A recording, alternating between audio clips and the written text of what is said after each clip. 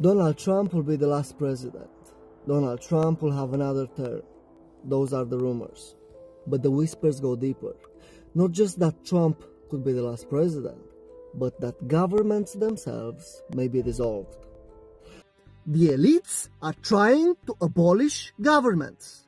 The reason why governments around the world look incapable in the past few years, it's not random. Not at all. Fact. In places like the World Economic Forum, the UN's development programs, and private think tanks, they are already talking about post-nation governance. A future where borders and politicians fade, replaced by algorithmic management. Smart cities run by code, resources distributed by digital overseers.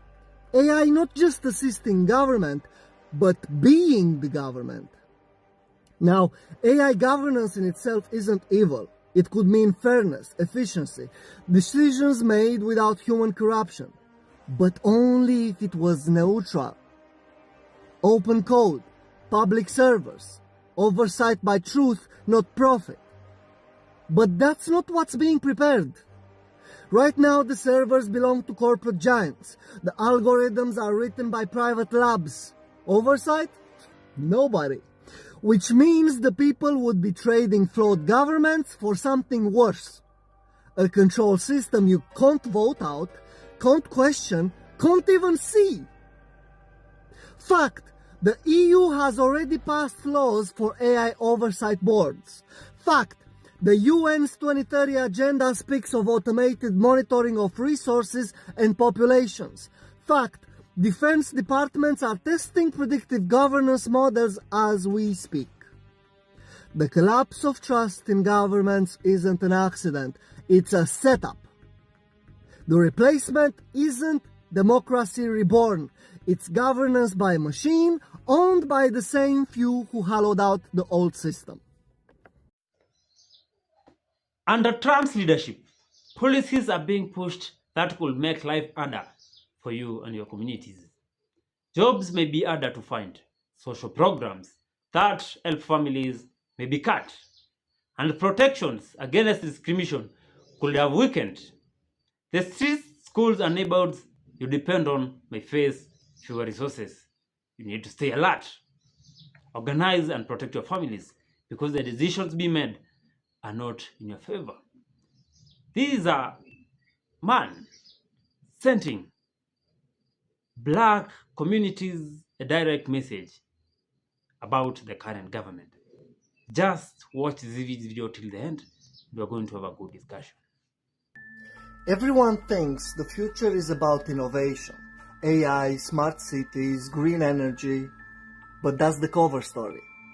The real future is about reducing the human surplus without a single bullet fired.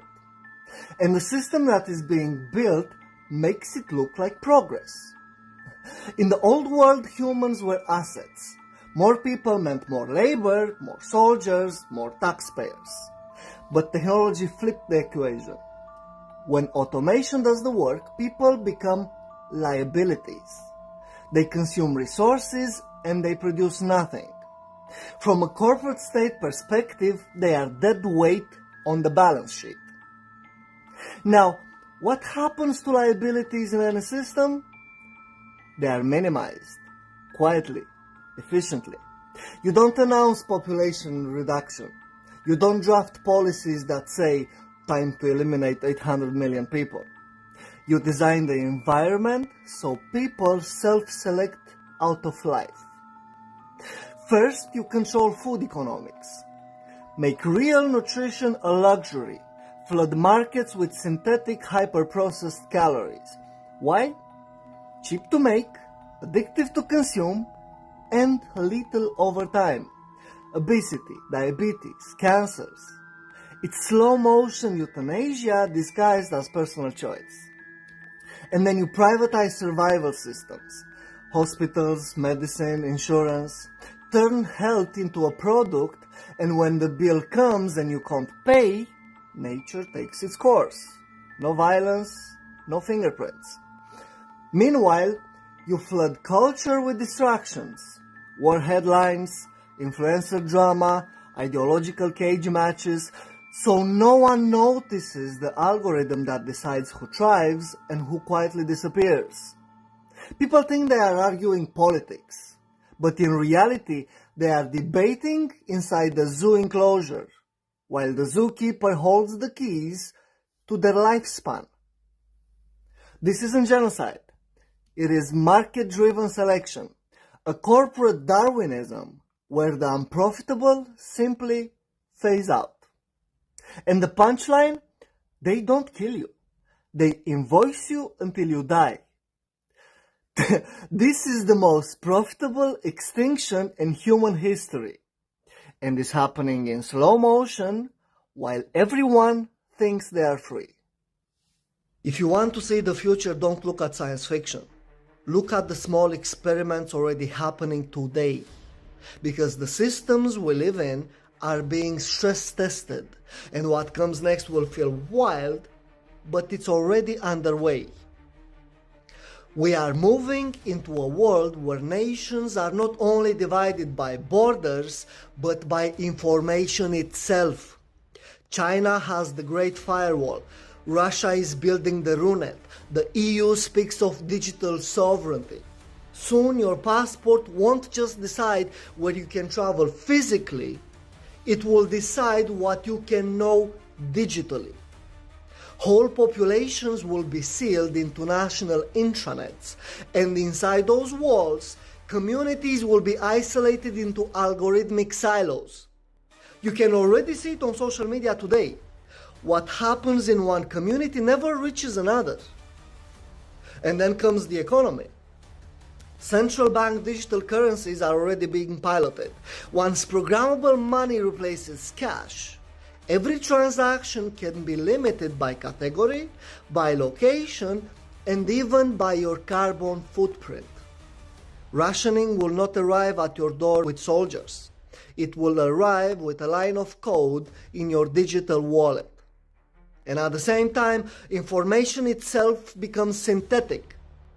Entire leaders or movements may be AI generated and indistinguishable from the real thing. AR and AI media will allow two people standing on the same street to see entirely different realities.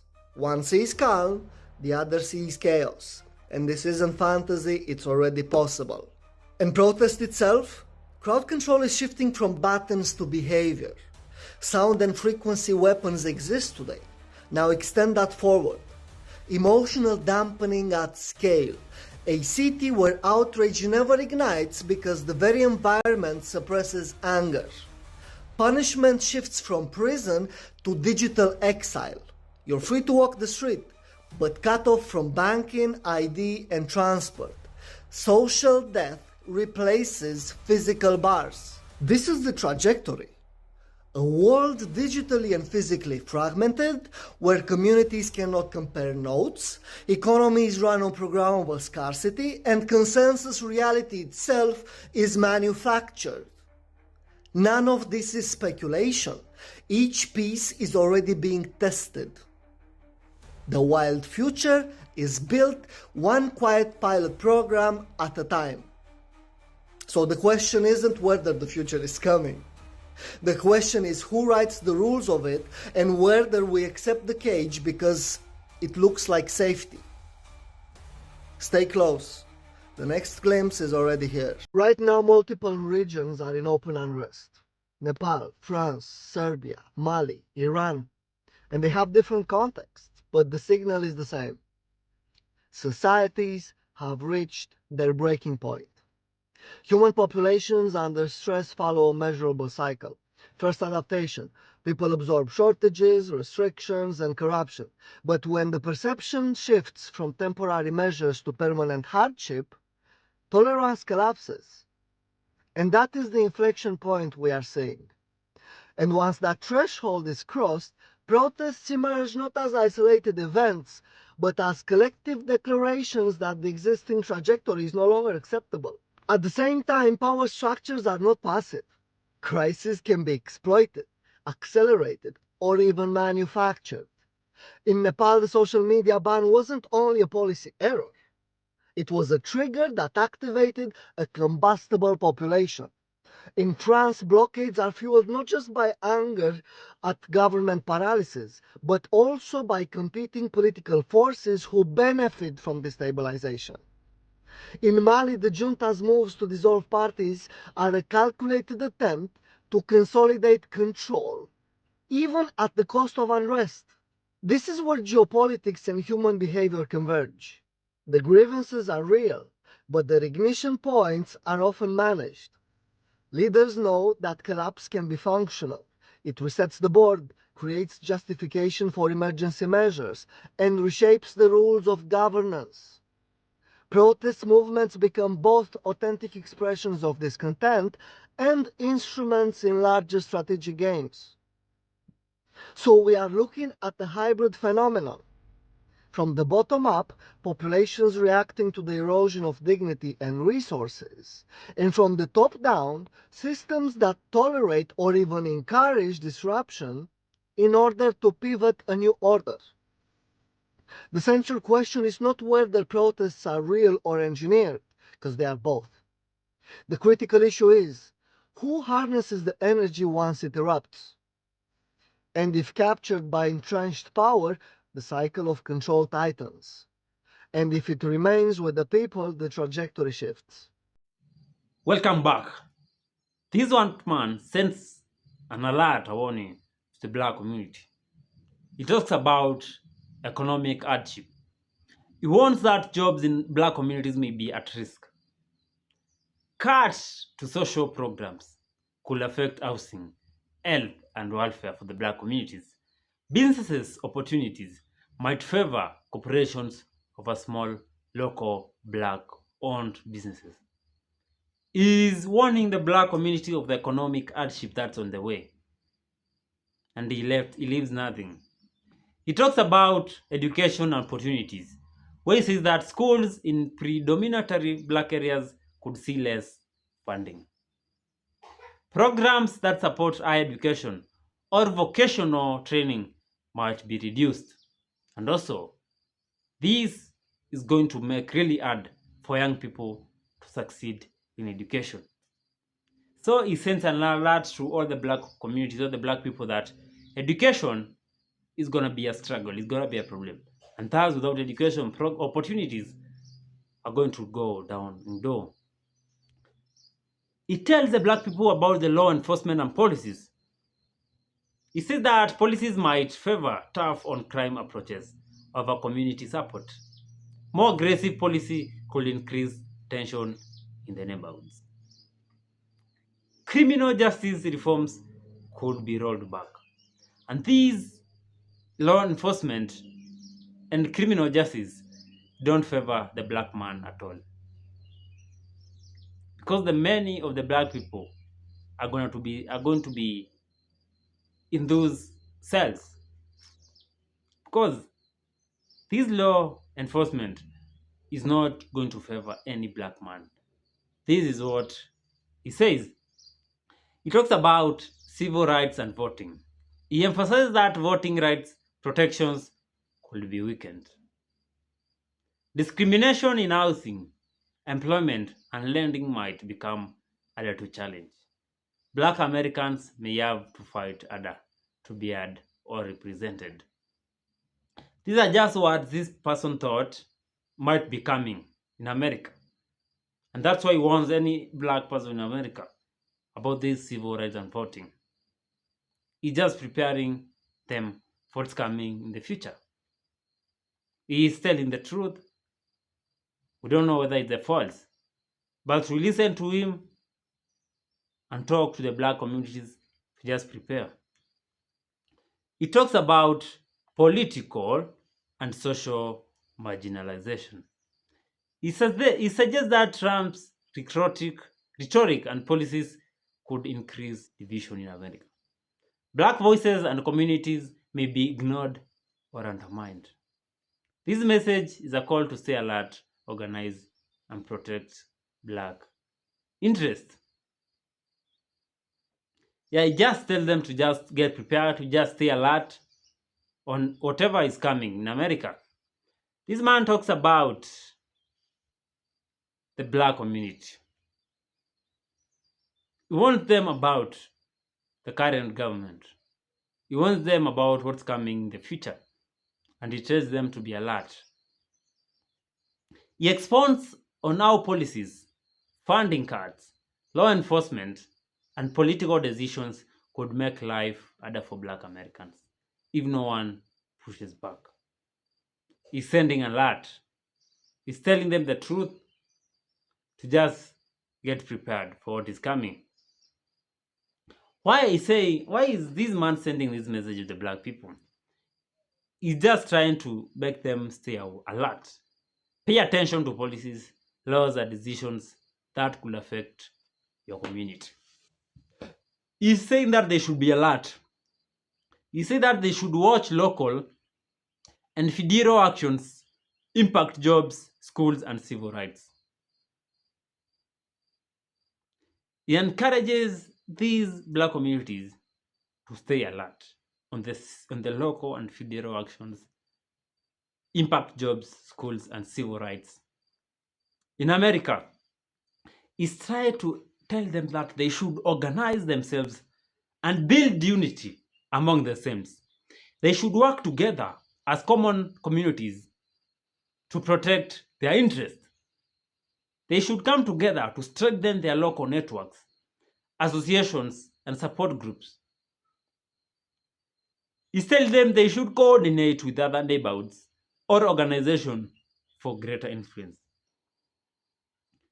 Through all this, it's just telling them to unite and be one thing to achieve a lot of things in America. He tells them to protect their families and the future of their families. Prepare for potential economic and social challenges. He tells them to prepare for a bad economy, for bad social challenges. What do I mean by bad economy? High taxations, high tariffs, poor production in the farms, and if they don't prepare for the economy of America, these won't protect their families right now and in the future. It tells them that they should focus on education, job readiness, and financial planning. It just tells them to be prepared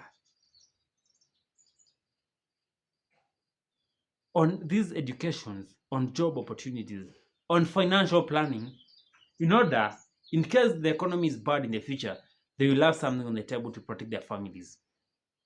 And also they should ensure legal rights are defended and documented for their families in order their future to be better. He tells them that they should work together as communities to protect their interests and also these things, because it will make their life better in the future. He tells the black people to engage politically, to vote in elections, and encourage community participations. That is unity. Advocate for policies that benefit your communities, and also hold elected officials accountable. It says the black people should have the courage to go in and vote a black person in or a white person in who they think is going to work for them and is going to make their lives better. And if this person doesn't provide or bring on the table or whatever they voted in for him, they should ensure that he is held accountable for whatever is said to the people of America. So these black people should engage in politics to bring people in, to bring the right people in. Yeah. It says that the black people should resist intimidation and marginalization. It is that they should not accept being ignored or silenced. It says that the black people should speak out against discrimination and unfair treatment. They should stay informed and active in public discussions affecting their rights. This man tells the black people that they should have a voice. They should speak out against discriminations, against unfair treatment, against slavery, against oppression. They should not get silenced. In case they're in politics, they should ensure that the big powers do not put them on strict things and ensure that they're silenced. No, they should work for their communities and ensure that they are not silenced, because they work for their community to achieve what their communities gave them, mandated them to work for. It tells them that they should be active in public discussions that affects their rights. In case there is something that they feel is not good for them, they should be on those discussions to fight for their rights. This man argues that black Americans should stay alert, should organize, protect themselves, engage politically, and resist marginalization to safeguard their communities under challenging conditions. This man tells the black people the truth on preparations of life in America. Thank you so much for watching this video. Make sure you subscribe to this YouTube channel. Make sure you like this video. Make sure you share this video. And let's meet in the next video.